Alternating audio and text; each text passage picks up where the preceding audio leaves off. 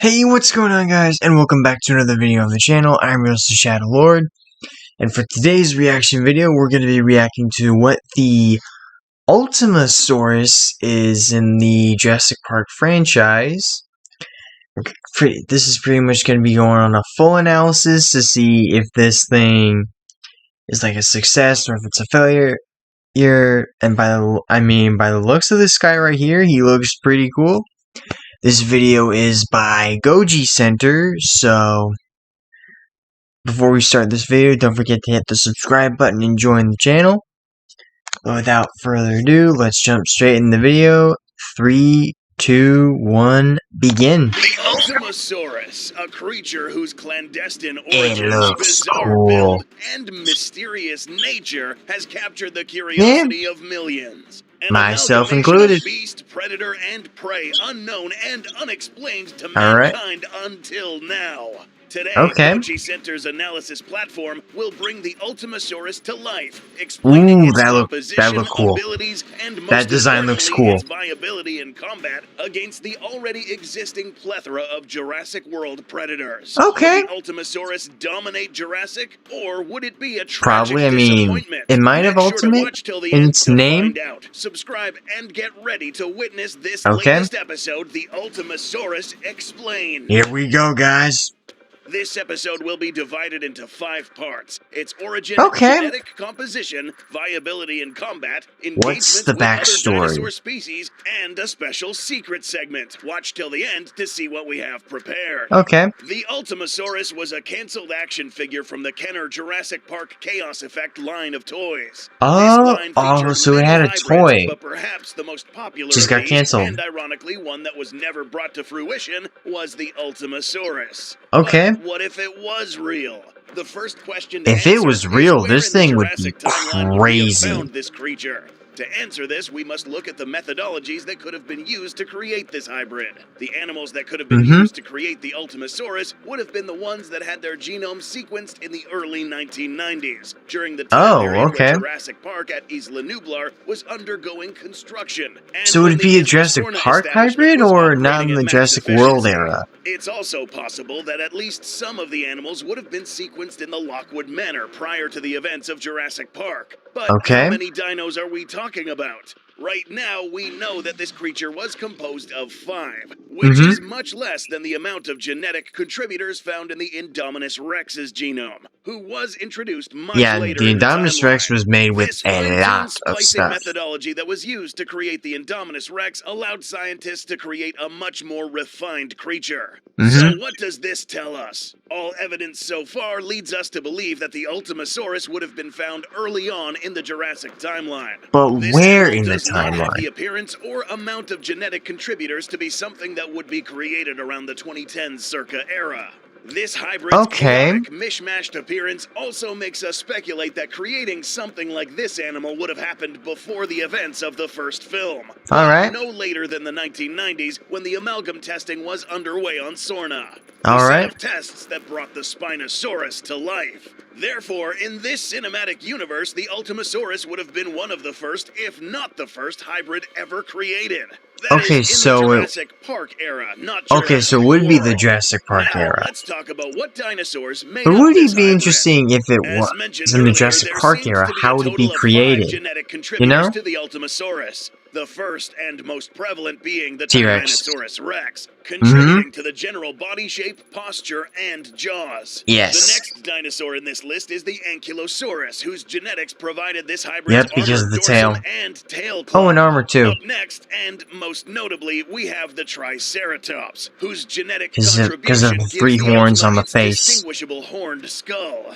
But what about And the frill arms too. and legs? This would have been contributed by raptors. And finally, the these arms and the tagomizers legs. on the end of this tail would have been courtesy And then of the Stegosaurus. spikes from Stego. It's important to note that all of these contributors would have had a significant contribution to the genetic makeup of this hybrid. To better explain this, we can look at the Indominus Rex, for example. Okay. Whose base genome was the Tyrannosaurus Rex, at least 50 to 60%.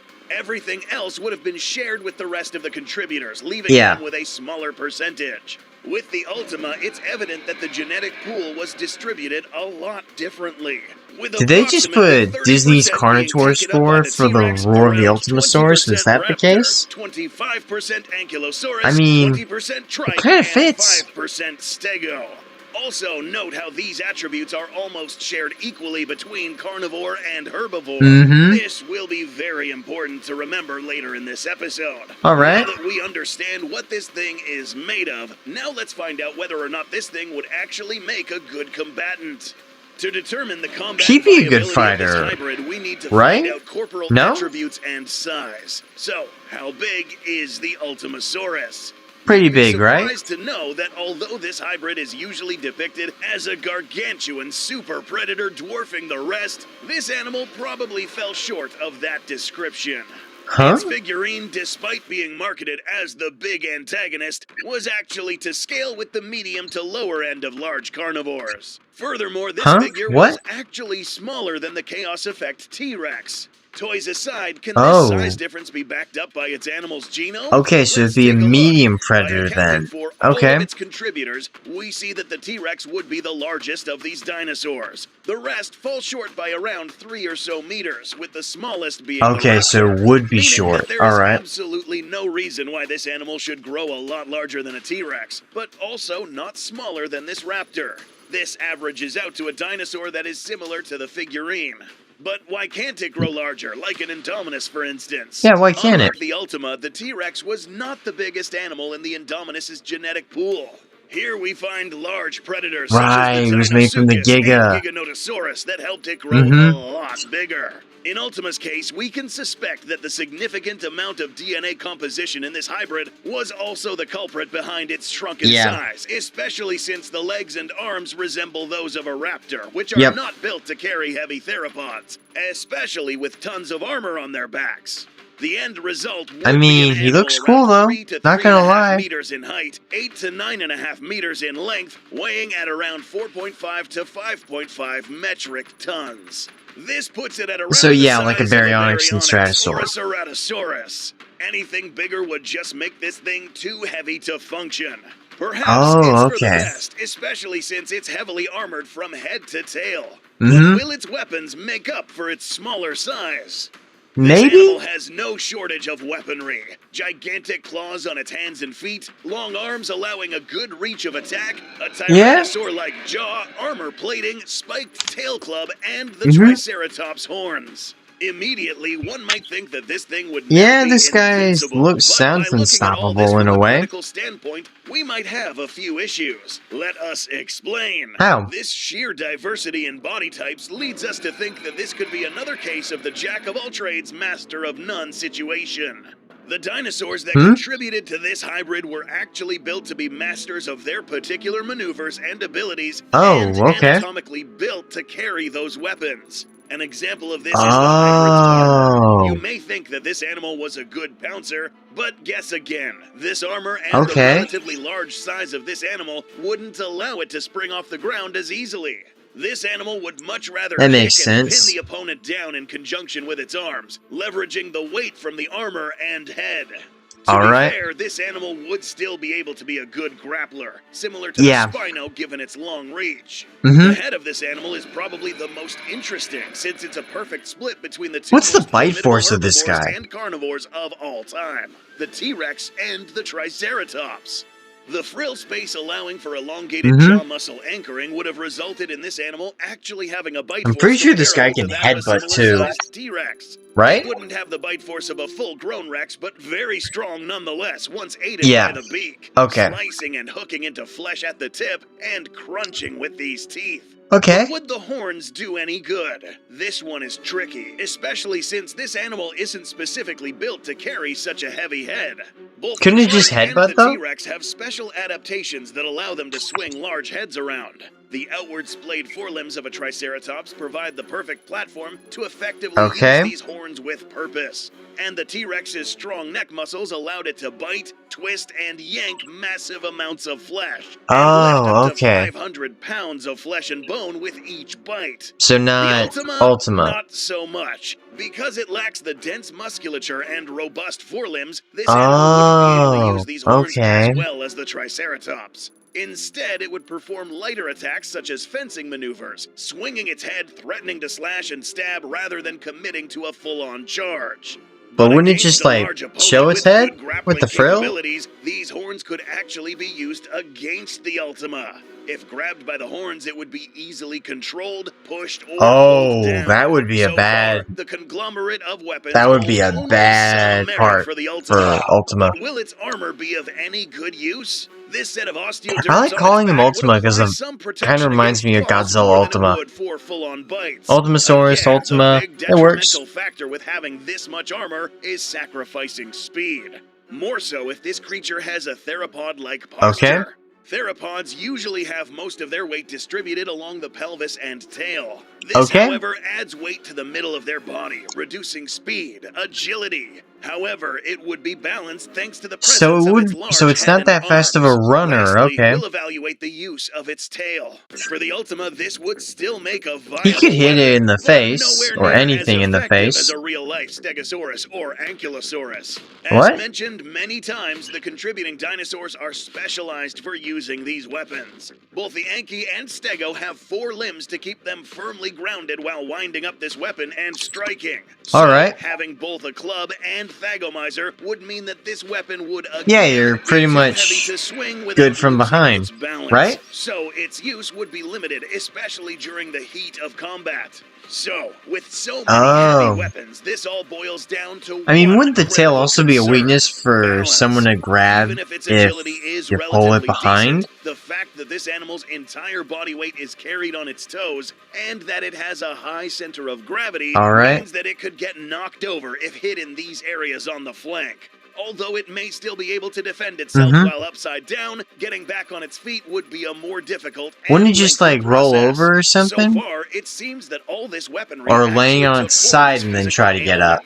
Meaning that if this was in fact a real animal, its best strategy would be to play defense, swinging its horns, keeping an opponent at a distance, and only engaging once it has a clear opening to use its kicks, grapples, and finish with a deadly bite. Oh, okay. We discussed its combat viability, so let's now talk about how this thing would interact with other dinosaurs. Because this animal is made up of 5 not different so creatures, good. one question will probably pop up. Can this Ultima communicate or get along with any of its 5 contributors? How Probably would these not. animals react if this Ultima shows up?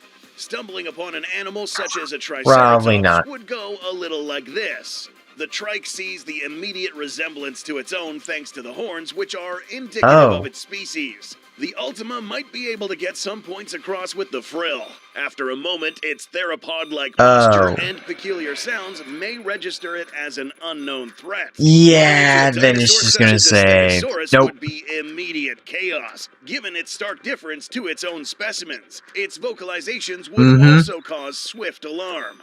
We see that even though this animal is around 50% herbivore, it won't exactly get along too well with its contributors. But what about carnivores? Would it find any luck getting along with a Rex, for instance? No, it wouldn't. Already associate these corporal attributes as those belonging to heavily armored herbivores, but will probably be confused. Would it probably see it as food? Like a T-Rex, and it's postured like a theropod. In Ultima's point of view, running into a T-Rex will also most likely be a mixed reaction of sorts. With one instinct seeing the T-Rex as a fellow predator, competitor, or worse, its anti-theropod instincts kick in, causing alarm bells to go off and immediately get defensive. Same goes for raptors. The Ultima would have been a dinosaur of extreme reactions. Its herbivorous herding instinct may have made it seek out company with no promise of success when its predatory instincts kick in. And become even more defensive and violent once it catches a whiff of a giant predator. Which leads us to our surprise segment, Battle Rounds with Other Dinosaurs. That's right, the last thing to do now is to quickly assess whether or not this animal would fare well against some of the creatures found here in Nublar. Let's begin with the medium-tier carnivores, such as the Carno, Baryonyx, Ceratosaurus, or Allosaurus. Now, I don't see him winning against an Allo. Well-armored and equipped with strong grappling weapons and a bite that is maybe a Barry or Cerato. Or Carno, but not an Allosaur. Although not as fast as these creatures, the Ultima would win this by because I'm pretty sure the defensive Allosaur was approach, like waiting bigger for the opponent to come within range than to leverage its heavy weaponry, pin like the opponent it was down, and most likely like bigger win in the these Dominion movie. encounters. Pretty sure. We can even go as far as assuming that this creature will fare well or be on par with the Scorpius Rex. Yes, this that guy would has be a venomous fight. quills, Interesting. This isn't an animal that's smart enough to envenomate and retrieve. Who do you guys think Even would if win, struck, this Scorpius Rex and Ultima would still versus engage in a physical Ultimasaurus confrontation or Ultima? immediately afterwards? A pretty even fight. But past this weight class, it won't look pretty good. For the Ultima, taking on creatures such as a Triceratops or an Ankylosaurus would very likely be a difficult endeavor. Yes. It looks awesome, but it's really impractical against the heavy class. This animal lacks the size and agility to maneuver around a highly agile Triceratops, who, by the way, is adequately equipped to handle these horned weapons. The Ankylosaurus is a similar case. Its low posture makes it almost impenetrable from attacks from above. On the contrary, so Ultima couldn't really get any of these guys. Tail effectively will inevitably land a well-placed strike to these raptors' legs and would handicap this animal for life. Now literally like walking with dinosaurs, where the Ankylosaur breaks the T-Rex's leg. Things look pretty grim. A T-Rex and a Giga's height advantage and much larger build would mean there's no way Ultima would kill them, considering the facts we just learned. Its underbelly and smaller limbs to a bone-crunching bite. Against the Spino and Indominus, things look even worse. These guys are they got like longer arms than the T-Rex. They can like grab you if you were Ultima. To hold on to and topple over other smaller carnivores. And ironically, using these horns against the Ultima to topple this thing down or keep it in place. So, is this Ultima a complete and utter failure? Looks like it. Not exactly. We have yet another surprise coming. It just turns out that although this build may not be the ideal ultimate dinosaur on this island, this project would have been on the right track to becoming a formidable creature with more refined techniques. So, we took the liberty to further develop this creature into what we like to call Ultimasaurus 2.0.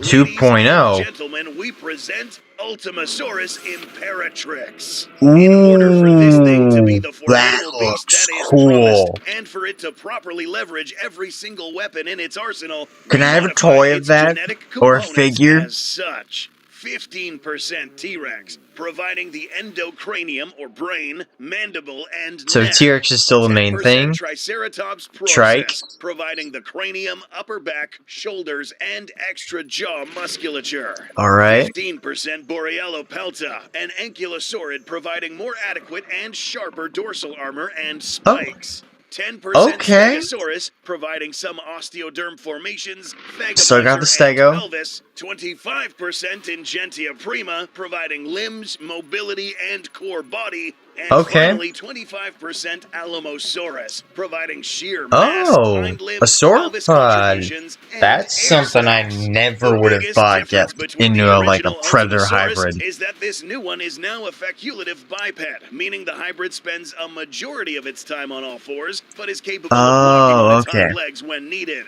This is necessary since so it's kind of like the Indoraptor in a way. Are all derived from four-legged herbivores. Being bipedal how big is it is the question. How big this thing can get. So if we want this to grow up to 18 meters and 16 metric tons, this animal needs a more robust set of limbs. The body posture was changed from raptor to an animal known as Ingentia, a Triassic early sauropod that was comfortable on all fours and its hind limbs.